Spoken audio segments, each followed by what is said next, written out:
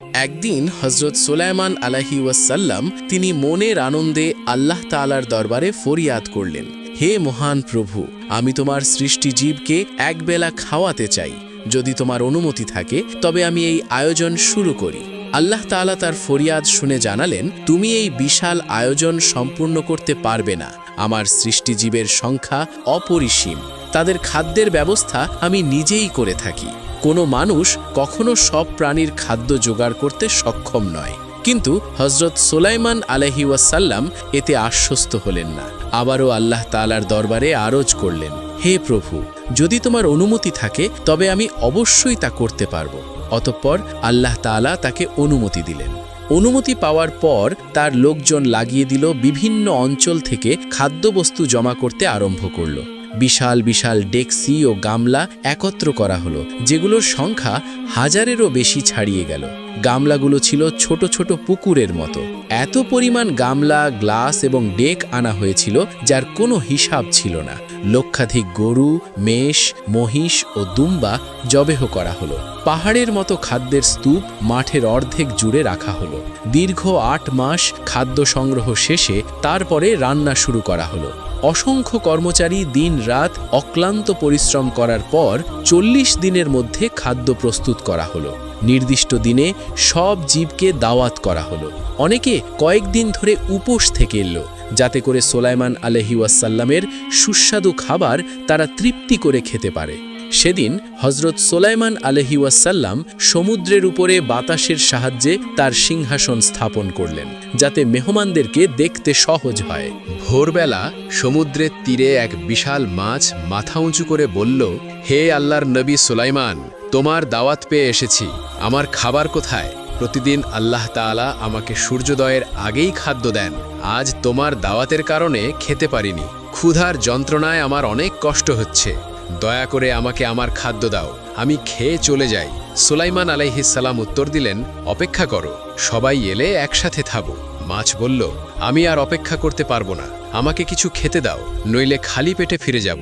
অসহায় হয়ে সুলাইমান আলাইহিস সালাম বললেন, যদি অপেক্ষা করতে না পারো তবে ময়দান থেকে তোমার যা মন চায় তাই খেয়ে নাও। তখন মাছ এক গ্রাসে পুরো ৮ মাসের খাদ্যস্তূপ গিলে ফেলল। এরপরে মাছ চিৎকার দিয়ে বলল, আরও কিছু দাও। আল্লাহ তাআলা প্রতিদিন আমাকে ৩ গ্রাস খাদ্য দেন, তুমি আমাকে মাত্র ১ গ্রাস খাদ্য দিলে, বাকি খাদ্য কোথায়? আমি আর খাদ্যের যন্ত্রণা সহ্য করতে পারছি না। এই দৃশ্য দেখে হজরত সুলাইমান আলাইহিস সালাম অজ্ঞান হয়ে সিংহাসন থেকে পড়ে গেলেন। উপস্থিত সবাই অবাক হয়ে গেলেন। বিশাল ভোজের আশা নিয়ে আসা মেহমানরা দুঃখ আর ভারাক্রান্ত মন নিয়ে ফিরে গেলেন। দীর্ঘ সময় পর হজরত সুলাইমান আলাইহিস সালামের জ্ঞান ফিরল। তিনি সেজদায় পড়ে আরজি করলেন, হে দয়াময় আল্লাহ, আমি যেই উদ্দেশ্যে ইচ্ছা পোষণ করছিলাম তার উপযুক্ত জবাব আমি পেয়েছি। আমি এত বড় সাম্রাজ্যের অধিকারী হয়েও একটি জীবের খাদ্য দিতে পারিনি, অথচ তুমি প্রতিদিন সমগ্র পৃথিবীর রিজিকের ব্যবস্থা করে দিয়েছ এবং দিচ্ছ। তোমার কুদরত সীমাহীন, আমার এই অন্যায় ক্ষমা করো। আল্লাহ তাআলা তার তওবা কবুল করলেন। এরপর থেকে হজরত সুলাইমান আলাইহিস সালাম জীবনে আর কোনোদিন আকাশের দিকে দৃষ্টি তুলেননি। অত্যন্ত বিনম্রভাবে জীবনযাপন করছেন এবং তিনি অধিকাংশ সময় ইবাদতে কাটাতেন। একদিন হজরত সুলাইমান আলাইহি ওয়াসাল্লাম তার সৈন্য সামন্ত নিয়ে এক স্থান থেকে অন্য স্থানে অবতরণ করলেন। তখন তিনি শুনতে পেলেন এক পিপিলিকার রাজা তার দলকে বলছে, হে পিঁপড়ারা, দ্রুত তোমাদের গর্তে তোমাদের বাসস্থানে আশ্রয় নাও, নইলে সুলাইমান আলাইহি ওয়াসাল্লামের সৈন্যরা অজান্তেই তোমাদেরকে পিষে মেরে ফেলবে, অজান্তেই তোমরা তাদের পায়ের নিচে পিষ্ট হয়ে মারা যাবে। এই কথা শুনে সুলাইমান আলাইহি ওয়াসাল্লাম হাসলেন। পরে তিনি পিঁপড়ার রাজাকে হাতে তুলে নিলেন এবং বললেন, তুমি কি মনে করলে আমি প্রাণীদের উপরে জুলুম করব? পিঁপড়ার রাজা উত্তর দিল, হে আল্লাহর খলিফা, আমি আপনাকে জালেম বলিনি, আমি শুধু আমার প্রজাদেরকে সতর্ক করেছি, কারণ আপনার সৈন্য সামন্তরা যখন এখান দিয়ে যেত তখন যদি আমার পিঁপড়া প্রজারা এখানে থাকত তাহলে তারা আপনার সৈন্যের পায়ের নিচে চাপা পড়ে মারা যেত। সুলাইমান আলাইহি ওয়াসাল্লাম জিজ্ঞেস করলেন, তোমার সৈন্যের সংখ্যা কত? পিঁপড়ার রাজা জবাব দিল, ৪০,০০০ প্রধান সেনাপতি, প্রত্যেকের অধীনে ৪০,০০০ সুবাদার, তাদের অধীনে ৪০,০০০ কর্মী আর তাদের অধীনে ৪০,০০০ ফৌজদার। তিনি আরও বললেন, আমার রাজ্য আপনার চাইতে উত্তম। আপনি জিনের তৈরি সিংহাসনে আরোহণ করেন এবং বাতাসের উপর নির্ভরশীল, কিন্তু আমি কারো উপরেই নির্ভরশীল নই। এমন জবাব শুনে সুলাইমান আলাইহি ওয়াসাল্লাম নীরব হয়ে গেলেন। পিঁপড়ার রাজা আবার বললেন, আপনি আল্লাহ তাআলার কাছে দোয়া করছিলেন, হে প্রভু, তুমি আমাকে এমন রাজত্ব দাও যা এর পূর্বে কেউই কখনোই পায়নি, আর এমন রাজত্ব কেউ কখনোই করতে পারবে না। হে নবী, এই পন্থা ইচ্ছামূলক ছিল, যা আপনার মর্যাদার সাথে কখনোই মানায় না। এই কথা শুনে সুলাইমান আলাইহি ওয়াসাল্লাম হতভম্ব হয়ে গেলেন। এরপরে পিঁপড়ার রাজা স্মরণ করালেন, আপনার রাজত্ব জ্ঞান প্রচুর্যময়, এই ক্ষমতার অধিকারী সবই আল্লাহ তাআলার দানকৃত আংটির বরকতে, আপনার যোগ্যতায় কিছুই নেই। যদি এই আংটি চলে যায় তবে সবকিছু শেষ হয়ে যাবে, সুতরাং আপনার বেশি করে শুকরিয়া আদায় করা উচিত। পরে তিনি সুলাইমান আলাইহি ওয়াসাল্লামকে সামান্য খাবার দিলেন। সেই খাবারটি ছিল সামান্য ফড়িংয়ের ঠ্যাং। সুলাইমান আলাইহি ওয়াসাল্লাম সামান্য একটুখানি খেয়ে দেখলেন সেটি অনেক বড় হয়ে গেছে। তিনি ও তার সৈন্যরা সকলেই তৃপ্তি সহকারে খেলেন, অথচ ফড়িংয়ের ঠ্যাং অর্ধেকও শেষ হয়নি। তখন তিনি বুঝলেন, আল্লাহ তাআলার বরকত ছাড়া খাদ্য কখনোই যথেষ্ট হয় না। যেই খাদ্যের ভিতরে আল্লাহ তাআলার বরকত থাকে সেই খাদ্য কখনোই খেয়ে শেষ করা যায় না। এরপরে হযরত সুলাইমান আলাইহি ওয়াসাল্লাম জীবনের বাকি সময় অত্যন্ত বিনম্রভাবে কাটালেন। হযরত সুলাইমান আলাইহি ওয়াসাল্লামের প্রধানমন্ত্রী ছিলেন একজন জিন, যার নাম রাখা হয়েছিল আসফ। তার জ্ঞান ও প্রজ্ঞাময় ক্ষমতা ছিল অতুলনীয়। এমন কোনো কিছু বাকি ছিল না যা তার জানা ছিল না। এজন্য সুলাইমান আলাইহি ওয়াসাল্লাম তাকেই প্রধানমন্ত্রীর পদে নিয়োগ করেছিলেন। একদিন দুই বিবাদকারী এসে দরবারে হাজির হলো। একজন বলল, হুজুর, এই লোকের ছাগলের পাল এসে আমার ক্ষেতের অনেক ফসল খেয়ে ফেলেছে, এখন আমার ফসলের ক্ষতিপূরণের ব্যবস্থা করে দিন। হযরত দাউদ আলাইহি ওয়াসাল্লাম তার কর্মচারী দ্বারা ছাগল ও ফসলের মূল্য নির্ধারণ করলেন। তাতে দেখা গেল যে ছাগলের দামের চেয়ে ফসলের ক্ষতি অধিক এসেছে। তখন হযরত দাউদ আলাইহি ওয়াসাল্লাম ক্ষেতওয়ালাকে ছাগলগুলো দিয়ে দিলেন এবং বললেন, তোমার ফসলের বিনিময়ে এই ছাগলগুলো নিয়ে যাও, আজ থেকে এগুলো তোমার। হযরত দাউদ আলাইহি ওয়াসাল্লামের বয়ান শুনে উভয় পক্ষই বিদায় হলো। ছাগলওয়ালা কাঁদতে কাঁদতে দরবার থেকে বের হলো। দরওয়াজার সামনে হযরত দাউদ আলাইহি ওয়াসাল্লামের 7 বছরের পুত্র শাহজাদা সুলাইমানের সাথে সাক্ষাৎ হলো। শাহজাদা সুলাইমান লোকটিকে কাঁদতে দেখে জিজ্ঞেস করলেন, হে বুড়ো, তুমি কাঁদছো কেন? লোকটি বলল, শাহজাদা, সে কথা তোমাকে বলে লাভ নেই। স্বয়ং খলিফা আমাদের একটি মামলার রায় দিয়েছেন, যে রায়ে আমি রাস্তার ফকির হয়ে গিয়েছি, তাই কোনো উপায় না দেখে আল্লাহর দরবারেই কাঁদছি। শাহজাদা সুলাইমান জিজ্ঞেস করলেন, তোমাদের মামলাটির বিষয় কি ছিল? লোকটি বলল, আমার এক পাল ছাগল আমার প্রতিবেশীর ক্ষেতে ঢুকে তার ফসল খেয়ে ফেলেছে। খলিফা এজন্য আমার সকল ছাগলগুলো তাকে দিয়ে দিয়েছেন। এখন আমার অবস্থা খুবই বিপজ্জনক হয়ে দাঁড়িয়েছে, কারণ আমার আর কোনো আয় রোজগারের ব্যবস্থা নেই। ছাগলের দুধ বিক্রি করে আমার পরিবারের জীবিকা নির্বাহ হতো। শাহজাদা সুলাইমান পিতার রায় শুনে ছাগলওয়ালাকে বলল, তুমি পুনরায় খলিফার দরবারে গিয়ে বলো, হুজুর, আমার মামলার বিষয়টি আরেকবার ভেবেচিন্তে রায় দিলে আমি বেঁচে যেতাম, নয়তো আমার পরিবারের বেঁচে থাকার কোনো উপায় নেই। সেই বৃদ্ধ লোকটি শাহজাদা সুলাইমানের পরামর্শ অনুসারে খলিফার দরবারে পৌঁছে অনুরূপ আরজ করল। খলিফা তখন জিজ্ঞেস করলেন, তোমাকে এই কথা কে শিখিয়ে দিয়েছে? লোকটি বলল, শাহজাদা সুলাইমান। তখন খলিফা শাহজাদা সুলাইমানকে দরবারে ডেকে পাঠালেন। সুলাইমান পিতার নিকট পৌঁছালে তিনি জিজ্ঞেস করলেন, তুমি কি মনে করো, আমার বিচার ন্যায়সঙ্গত হয়নি? ছেলে বলল, ন্যায়সঙ্গত হয়েছে বটে, তবে সূক্ষ্ম বিচার হয়নি। তখন হযরত দাউদ আলাইহি ওয়াসাল্লাম বললেন, আচ্ছা, বিচারটি যদি তুমি করতে তাহলে কিভাবে করতে?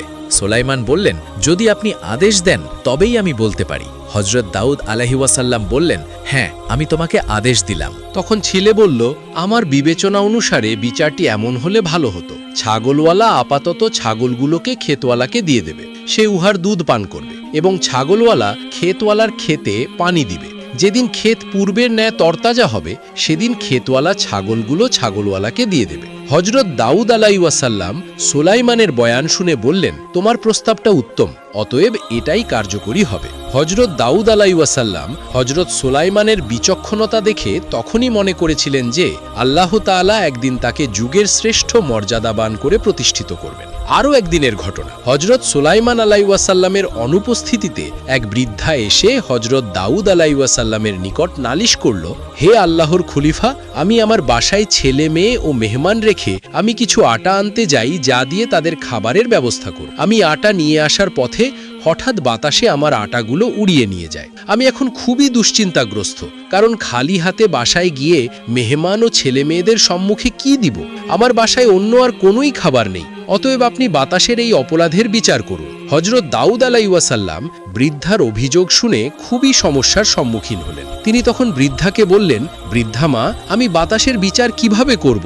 বাতাস আমার অধীনে নয়, তাকে হাজির করাও সম্ভব নয়। তার চাইতে আমি তোমাকে আমার নিজ থেকে 5 সের আটা দিয়ে দিচ্ছি, তুমি এই আটা দ্বারা রুটি তৈরি করে মেহমানকে আপ্যায়ন করো। বৃদ্ধা এই কথায় রাজি হলেন। হযরত দাউদ আলাইহিওয়াসাল্লাম তাকে 5 সের আটা দিয়ে বিদায় করলেন। বৃদ্ধা খলিফার নিকট থেকে বিদায় নিয়ে যখন বাড়ির সামনে দিয়ে যাচ্ছিলেন, তখন শাহজাদা সুলাইমানের সাথে তার সাক্ষাৎ হলো। হযরত সুলাইমান বৃদ্ধাকে দেখে বললেন, কি হে বৃদ্ধা, খলিফার দরবারে ভিক্ষা নিতে এসেছো বুঝি?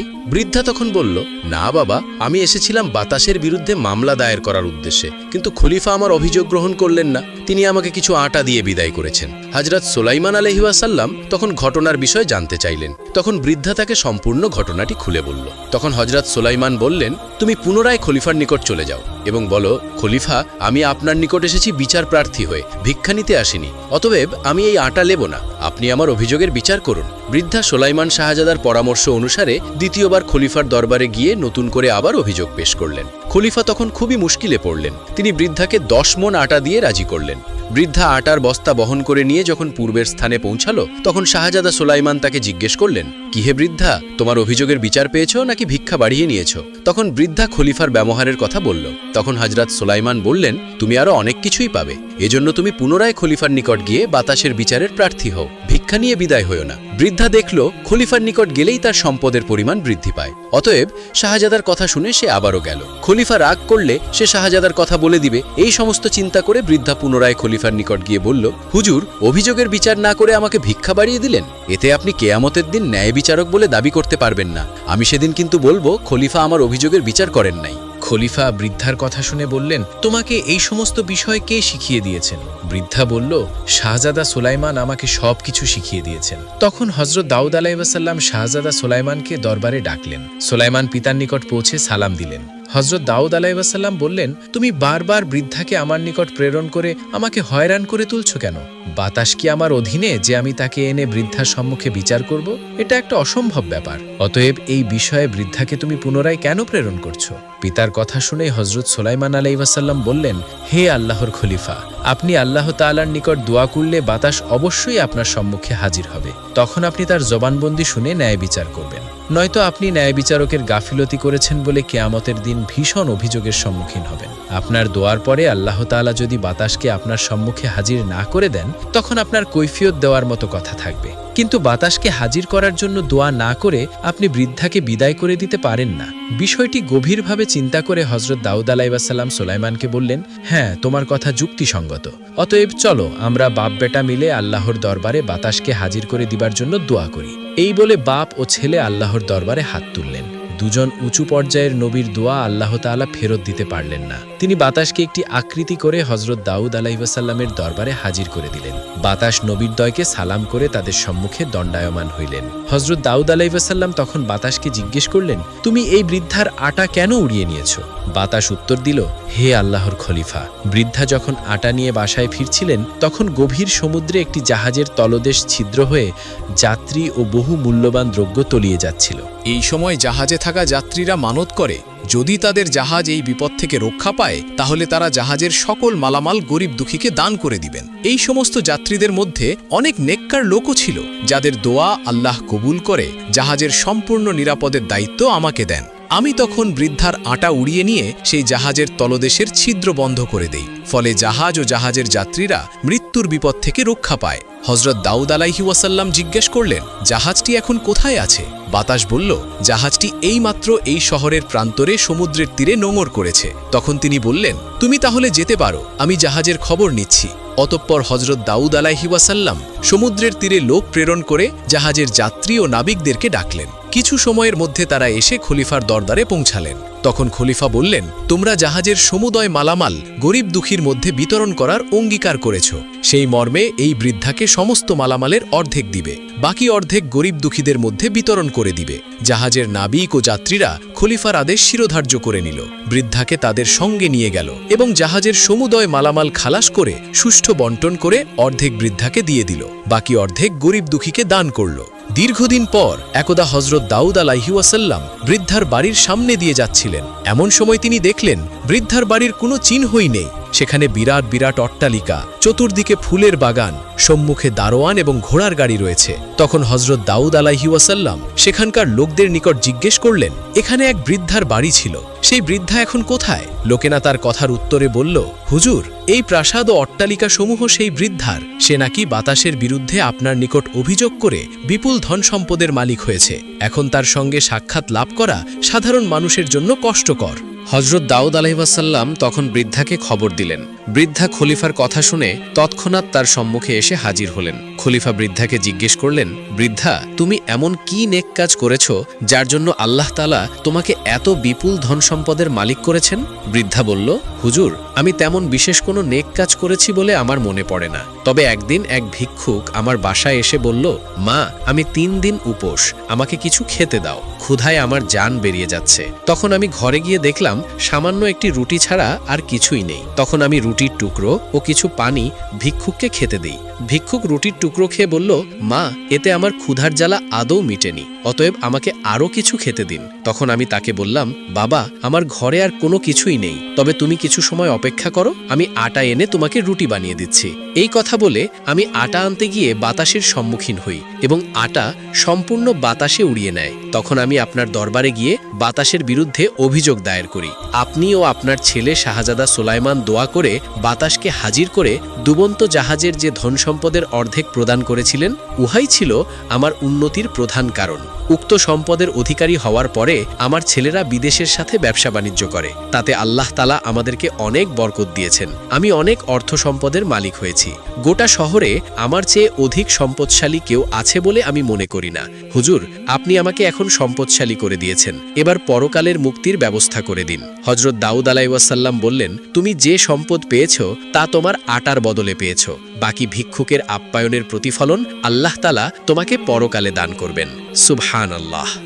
আল্লাহর নবী হযরত সুলাইমান আলাইহিসসালাম প্রায়ই আল্লাহ প্রদত্ত ক্ষমতায় আকাশ ও ভূমির মাঝে বাতাসের ওপর উড়ে বেড়াতেন। একবার তিনি গভীর সমুদ্রের ওপর দিয়ে উড়ছিলেন। তিনি সমুদ্রের বাতাসের কারণে বিশাল ঢেউ উঠতে দেখছিলেন, আর তা দেখে তিনি বাতাসকে থেমে যাওয়ার নির্দেশ দেন। তার নির্দেশে বাতাস থেমে যায়। এরপর তিনি তার সঙ্গী জিনেদের সমুদ্রের তলদেশ দেখার জন্য পানিতে ডুব দেওয়ার আদেশ করলেন। জিনেরা ডুব দিয়ে সমুদ্রের তলদেশে একটি শুভ্র মুক্তার মতো ঘর পেল, যে ঘরের কোনো দরজা ছিল না, কিন্তু ঘরটি দেখতে খুবই সুন্দর ও সুশোভিত ছিল। জিনেরা এ সম্পর্কে হযরত সুলাইমান আলাইহিসসালামকে অবহিত করলেন। এরপর হযরত সুলাইমান আলাইহিসসালাম তাদেরকে সে ঘরটি তুলে আনবার আদেশ করলেন। ঘরটি তোলার পরে হযরত সুলাইমান আলাইহিসসালাম আল্লাহ তাআলার নিকটে দোয়া প্রার্থনা করলেন। এর ফলে ঘরটি ফেটে গেল এবং ঘরটির একটি দরজা উন্মুক্ত হল। তিনি অবাক হয়ে দেখলেন ঘরটিতে একটি সুদর্শন যুবক সেজদারত অবস্থায় আছেন। তিনি এটি দেখে অনেক বেশি আশ্চর্য হলেন এবং ছেলেটিকে জিজ্ঞেস করলেন, তুমি কি মানুষ নাকি কোনো জিন?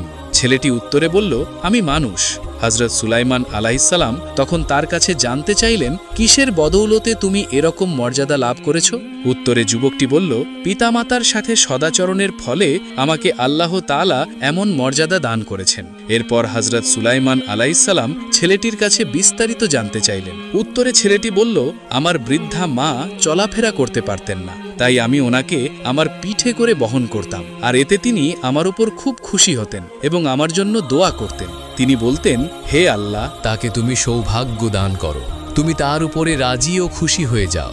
আমার মৃত্যুর পরে তার আবাসস্থান তুমি এমন কোনো স্থানে বানাও যা ভূপৃষ্ঠেও নয়, আমার আকাশেও নয়। ছেলেটি আরও বলল, এরপর আমার বৃদ্ধা মায়ের মৃত্যুর পর আমি একা হয়ে সমুদ্রের উপকূলে ঘুরে বেড়াতাম। একবার আমি সেখানে একটি সুন্দর শুভ্র মুক্তার ঘর দেখতে পেলাম। আমি যখন সেই ঘরটির কাছে গেলাম তখন ঘরটি খুলে গেল। ঘরটি খোলা দেখে আমি কৌতূহলীর বশেই তাতে প্রবেশ করলাম। আল্লাহর কুদরতে সেই ঘরের দরজাটি পরে বন্ধ হয়ে গেল।